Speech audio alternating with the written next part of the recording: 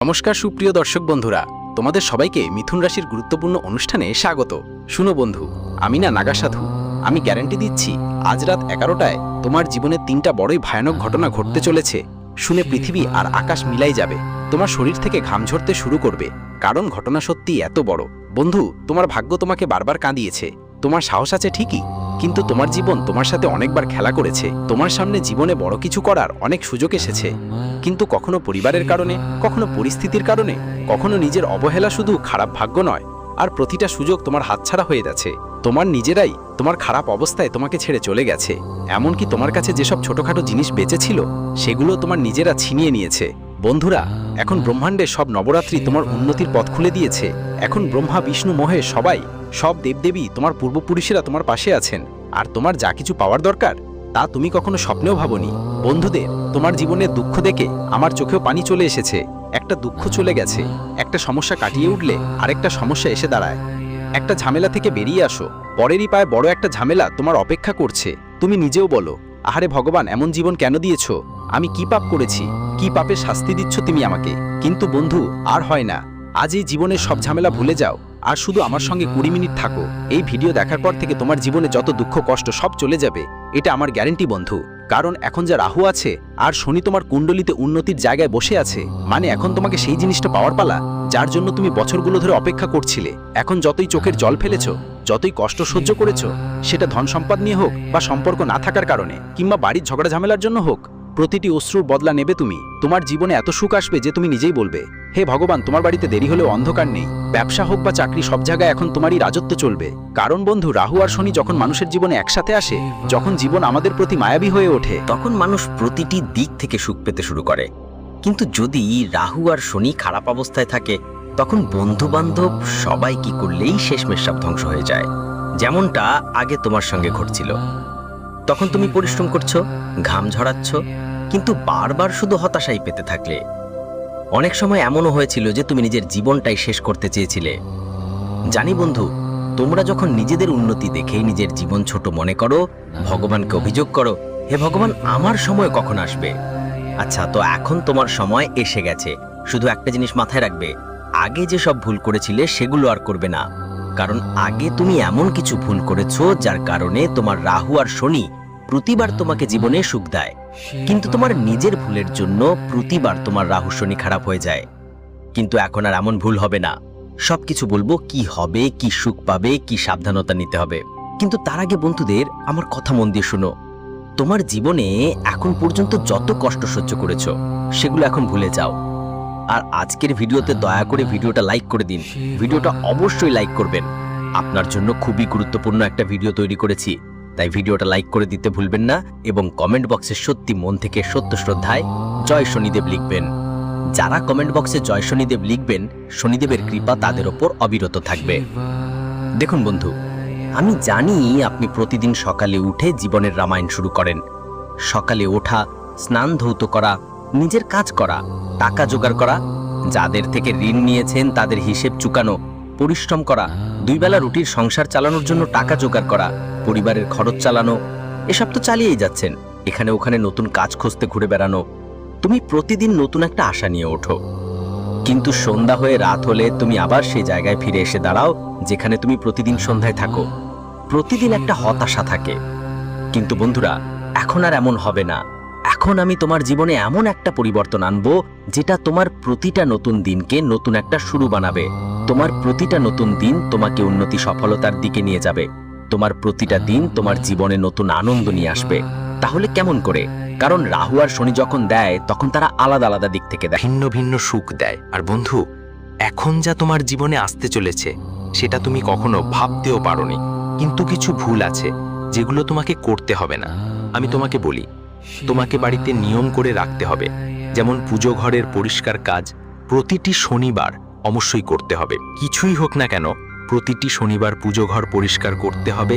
পুজো ঘর পরিষ্কারের পর গঙ্গা জলের ছিটা দিতে হবে। মন্দিরে প্রতিদিন দীপক পরিষ্কার করে জ্বালাতে হবে। ভুলেও একাদশী এবং বৃহস্পতিবার পরিষ্কার করা যাবে না। আর যখনই মন্দিরে পরিষ্কার করবে, ছবি ভুলেও মাটিতে রাখবে না। কোনো পরিষ্কার জায়গায় বা পরিষ্কার কাপড়ের উপর রাখতে হবে। পূজা শেষে মন্দিরের পর্দা অবশ্যই লাগাতে হবে। হ্যাঁ বন্ধু, দিনের বেলা পর্দা লাগাতে ভুলবে না, রাতে তো অবশ্যই লাগাতে হবে। আর প্রতিদিন পূজা ঘরে একটা কাপড় জ্বালাও। এতে তোমার ঘরের যেসব বাস্তুদোষ, পিতৃদোষ, নেতিবাচকতা থাকবে সব দূর হয়ে যাবে।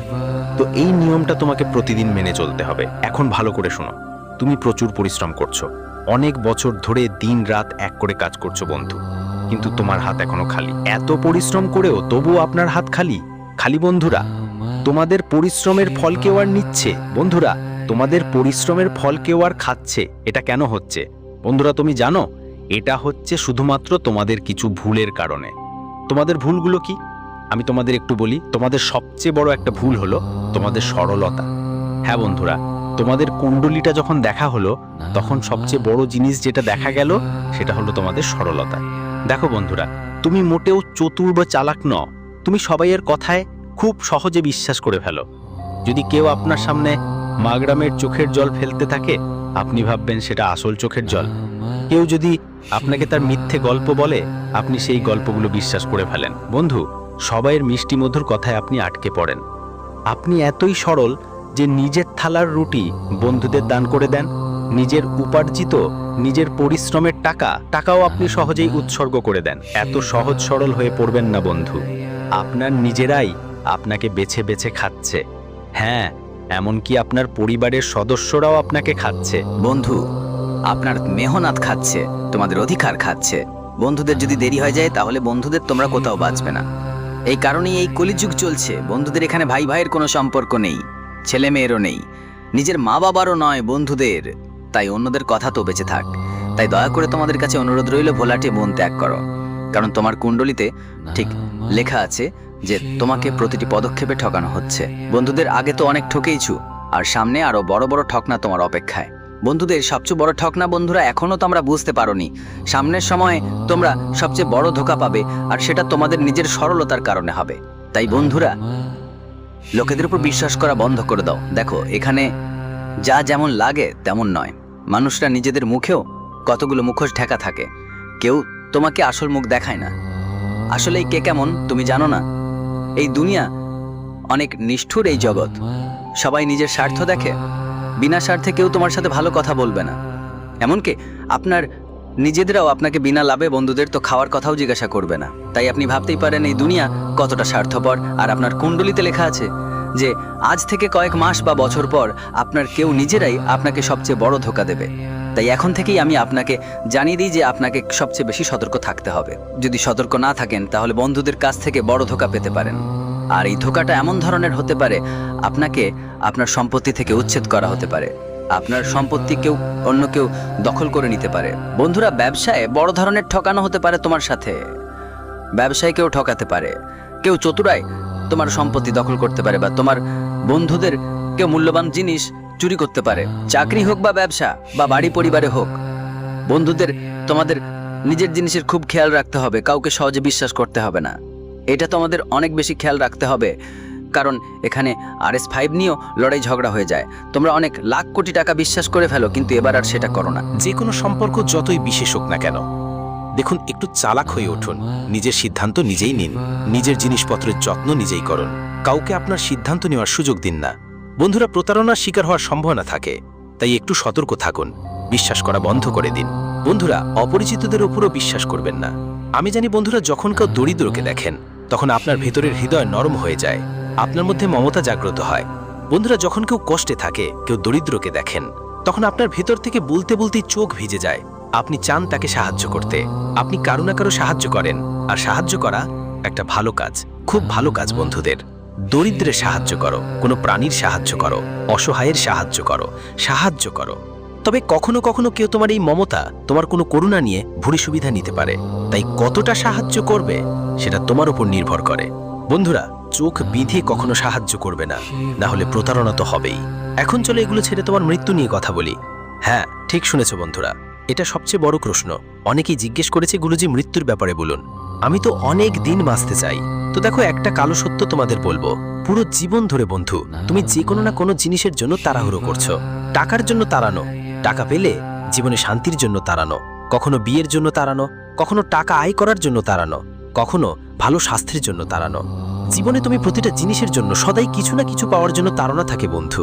তোমাদের একটা জিনিস মিলে যায়, ঈশ্বর বন্ধু দয়া করে তোমাদের একটা জিনিস দেয়, তারপর সেই জিনিস তোমাদের জন্য সাধারণ হয়ে যায়। তারপর তোমার মন চলে যায় অন্য জিনিসের দিকে, অন্য জিনিস পেলে আবার তৃতীয় জিনিসে মন যায়। তুমি কখনোই সন্তুষ্ট হতে পারো না বন্ধু। মানুষের এটাই প্রকৃতি, যতই দাও মানুষ কখনোই সন্তুষ্ট হয় না। আগে তুমি 1000 টাকা রোজগার করো, তারপর লাখ টাকা কামাতে শুরু করো।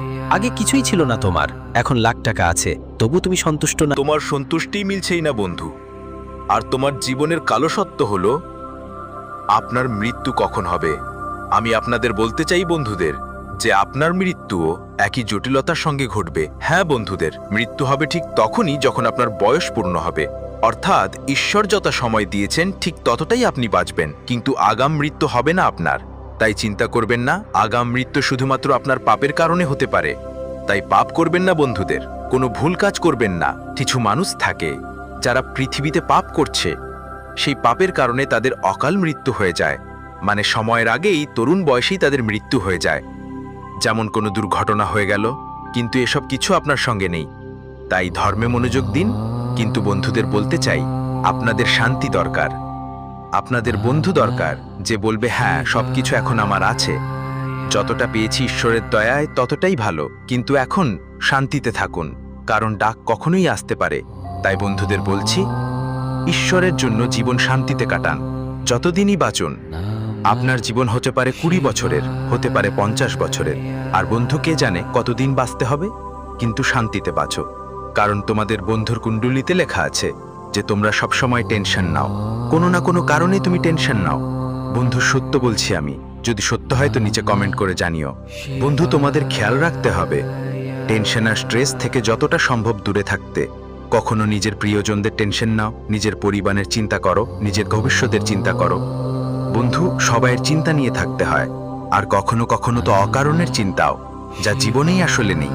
সে বারবার ভাবতে ভাবতে নিজেই টেনশনে পড়ে যায় যে হঠাৎ আমার সাথে এমন কিছু হয়ে যাবে বা আমার সাথে ওরকম কিছু ঘটবে। এমন ভাবনা ও চিন্তাও হয়, অথচ বাস্তবে এমন কিছু হয় না। তাই স্ট্রেস নেওয়ার চেয়ে ভক্তি করাই ভালো। ভজন গাও, ধ্যান করো, তোমার নিশ্চয়ই শান্তি পাবে। এখন পরের বিষয়ের দিকে আসি বন্ধুদের, দুর্ঘটনা। হ্যাঁ বন্ধুদের, আসন্ন সময় দুর্ঘটনা লেখা আছে তোমার ভাগ্যে। তোমার কুণ্ডলিতে বা রাশিতে দুর্ঘটনা লেখা আছে। এই জন্য তোমাদের একটা উপায় বলছি সামনে আসতে চলা দুর্ঘটনা থেকে বাঁচার জন্য। সহজেই বাঁচে যাব। উপায় কি? একদম মনোযোগ দিয়ে শুনবেন। দুর্ঘটনাও বন্ধুরা ছোটখাটো না, বড় বড় দুর্ঘটনা। বন্ধুরা কখনো কখনো অ্যাক্সিডেন্টে মানুষ লংড়া হয়ে যায়, মানুষের পা ভেঙে যায়, হাত ভেঙে যায়, এমনকি প্রতিবন্ধী হয়ে যায়। কারো কারো মস্তিষ্কে আঘাত লাগে, মেন্টালভাবে পাগল হয়ে যায়। তাই এমনটা আপনার সাথে কারো যেন না হয়, কারো যেন না হয়। বন্ধুরা কারেন্ট লাগার কারণেও দুর্ঘটনা ঘটে, কেউ পড়ে যায়। বন্ধুরা দেখুন, দুর্ঘটনা যেভাবেই হোক, পারে মানুষ বসে আছে আর হঠাৎ তার ওপর থেকে ছাদ পড়ে যেতে পারে, পাখা পড়ে যেতে পারে। তো বন্ধুরা এইসব সব দুর্ঘটনার মধ্যে পড়ে। তাই দেখুন, দুর্ঘটনা যে কোনো ভাবে ঘটতে পারে। আমরা যতই সাবধানে থাকি না কেন, কিছু না কিছু তো ঘটতেই পারে। কেউ গাছের ছায়ায় আরাম নিচ্ছে, আর কে জানে ওপর থেকে গাছের একটা ডাল ভেঙে তার মাথার ওপর পড়ে যেতে পারে বা হাতের ওপর পড়ে যেতে পারে, আর সে অক্ষম হয়ে যেতে পারে। তো বন্ধুরা দুর্ঘটনা যে কোনো ভাবে ঘটতে পারে। তাহলে আপনি দুর্ঘটনা থেকে বাঁচবেন কি করে? দেখুন, আপনি সতর্ক থাকবেন, কিন্তু বাঁচবেন কি করে? আপনার কুণ্ডলিতেও শুধু একটা না, 4-5টা দুর্ঘটনা লেখা আছে। বন্ধুরা এই দুর্ঘটনাগুলো বড়ও হতে পারে, ছোটও হতে পারে। এটা আপনার কর্মের ওপর নির্ভর করবে। কিন্তু যদি আপনি কিছু উপায় অনুসরণ করেন, তাহলে সহজেই এসব দুর্ঘটনা থেকে বাঁচা সম্ভব। উপায় কি? বন্ধুরা ভালো করে শুনো। প্রতি গৌর্ষের দিনে, অর্থাৎ বছরে যত গোর্ষ আছে, তোমাদের প্রতিটি গোর্ষে গাউশালায় গিয়ে গোমাতাকে খরচারা খাওয়াতে হবে আর গুড় খাওয়াতে হবে। হ্যাঁ, গোমাতাকে খরচারা আর গুড় খাওয়াতে হবে। তুমি গৌশালায় গেলে তো আরো ভালো, কিন্তু গৌশালায় তো আগে থেকেই অনেকেই গোমাতার জন্য দান করে আসছেন। কিন্তু যদি তোমরা বন্ধুরা রাস্তা বা চৌরাস্তার কাছে যেখানে গরুমা দাঁড়িয়ে থাকে সেখানে গরুকে খাওয়াবে, গুড় খাওয়াবে, তাহলে তোমাদের বেশি পুণ্য হবে। কারণ গরুমা যখন ক্ষুধার্ত থাকে আর তুমি তার পেট ভরাবে, তখন গরুমার অন্তর থেকে অনেক বেশি আশীর্বাদ আসবে। তাই বন্ধুরা এমন গরুমা খুঁজে বের করো যে সত্যি ক্ষুধার্ত, সত্যি যার প্রয়োজন। যখন তুমি এই পদ্ধতি করবে, তখন তোমার কাজকর্ম ভালো হবে, তোমার পাপ মুছে যাবে, আর ভবিষ্যতে যা দুর্ঘটনা লেখা আছে তা ধীরে ধীরে কমে আসবে। দুর্ঘটনার যে রেখাগুলো আছে সেগুলো মুছে যেতে শুরু করবে। বন্ধুরা ছোটখাটো লেগে যাওয়া ক্ষতিতে পরিণত হবে। বন্ধুরা, দুর্ঘটনা তো নিশ্চয়ই হবে, কারণ ঈশ্বর সেটা লিখে রেখেছেন, এটা তো নিশ্চিত। কিন্তু বড় হবে না ছোট হবে সেটা আপনার কর্মের উপর নির্ভর করে। আপনি কেমন কর্ম করবেন। কেউ যদি ভুল কর্ম করে তাহলে সেই দুর্ঘটনা বড় একটা ভয়ঙ্কর রূপ নিতে পারে, আর যদি কেউ ভালো কর্ম করে তাহলে দুর্ঘটনা কেবল একটা ছোটখাটো খোঁচা হিসেবেই থাকবে। বন্ধুরা, দুর্ঘটনা এড়ানো সম্ভব, সেটা আপনার কর্মের উপর নির্ভর করে। এখন পরের কথা খুব মন দিয়ে শুনবেন। বন্ধুরা, অনেক প্রশ্ন আসে, গুরুজি আমি গর্বিতে আছি, টাকা পাচ্ছি না, কি করব, অনেক পরিশ্রম করছি তবুও টাকা নেই, আমার কুণ্ডলিতে টাকা লেখা আছে, আমার ভাগ্যে টাকা আছে কিনা, যতটুকু উপার্জন করি তার থেকে বেশি ঋণে ডুবে যায়, এটা আমার সঙ্গে কেন হচ্ছে? অনেক প্রশ্ন আছে বন্ধুদের। দেখুন, সবচেয়ে বড় কারণ যা টাকা নিয়ে জড়িত সেটা হলো গুরু বৃহস্পতি। যার বৃহস্পতি শক্তিশালী, যার গুরু শক্তিশালী, তার উপর মা লক্ষ্মী সবসময় খুশি থাকেন। তাই গুরু আর বৃহস্পতিকে খুশি রাখতে হবে, করা খুবই জরুরি। আর আপনার কুণ্ডলিতে কখন টাকা আসবে সেটা যদি দেখেন তাহলে বুঝবেন আপনার জীবনে টাকা একটা নির্দিষ্ট সময় আসবে। বন্ধুরা, মানে এক সময় আপনার অনেক গরিবী থাকবে আর এক সময় অনেক টাকা আসবে, এত টাকা আসবে যে আপনি সামলাতে পারবেন না। বন্ধুরা, এত টাকা আসবে যে আপনি খরচ করতেও ক্লান্ত হয়ে পড়বেন। আর সেই সময় কখন আসবে? এখন আপনি বলবেন সেই সময় কখন আসবে, আমার জীবন তো কেটে যাচ্ছে, সেই সময় তো আসবে কবে? দেখুন, সেই সময় নিজে নিজে আসবে না, সেই সময় আপনাকে আনতেই হবে। সময় কিভাবে আসবে খুব মন দিয়ে শুনুন। বন্ধুরা, টাকা তো আপনার জীবনে অনেক টাকা আছে, তোমরা হয়তো অনেক টাকা দেখেছো, তোমার জীবনে অনেক টাকা এসেছে, কিন্তু দরকার নেই যে টাকা আসছে তা তোমার কাছে টিকে থাকবে। কারণ টাকা আসছে, ঈশ্বর তো দিচ্ছেন, কিন্তু সেটা আজ টিকে থাকবে কিনা সেটা তোমার নিজের কর্মের উপর নির্ভর করে। তোমার নিজের গৃহস্থালী, তোমার দৈনন্দিন কাজের উপর ভিত্তি করেই সবকিছু লেখা থাকে। টাকা আসবেই, কিন্তু সেটা টিকে থাকবে কিনা বা তোমার জীবনে লক্ষ্মী কতদিন থাকবে সেটা পুরোপুরি তোমার উপর নির্ভর করে। তো লক্ষ্মীকে ধরে রাখা আপনার হাতে। বন্ধুদের টাকা দেবেন তো দেবেনই, কিন্তু টাকা থাকবে কি থাকবে না সেটা আপনার উপর নির্ভর করে। তাহলে ভুলটা কোথায় হচ্ছে ভালো করে শুনুন। যার জন্য টাকা আপনার কাছে টিকতে পারছে না, দেখুন, সবচেয়ে বড় কারণ হয় আপনার কুলদেবী দেবতা আর বাড়ির পূর্বপুরুষদের প্রতি মনোযোগ না দেওয়া। যার উপর তার পূর্বপুরুষদের আশীর্বাদ থাকে, কুলদেবী দেবতার কৃপা থাকে, সে সব সময় উন্নতি করে। তার বাড়িতে ধনসম্পদও প্রচুর টিকে থাকে বন্ধু, কখনোই টাকা উধাও হয় না, ঘুরে বেড়ায় না। সেজন্য বাড়িতে কুলদেবী ও দেবতাদের আশীর্বাদ থাকা খুবই জরুরি। পাশাপাশি পিতৃপুরুষদের আশীর্বাদও থাকা দরকার। ভাইরা, যার উপর কুলদেবী দেবতাদের আশীর্বাদ থাকবে সে জীবনে সব সময় উন্নতি করবে, ধনসম্পদও তার কাছে প্রচুর পরিমাণে থাকবে।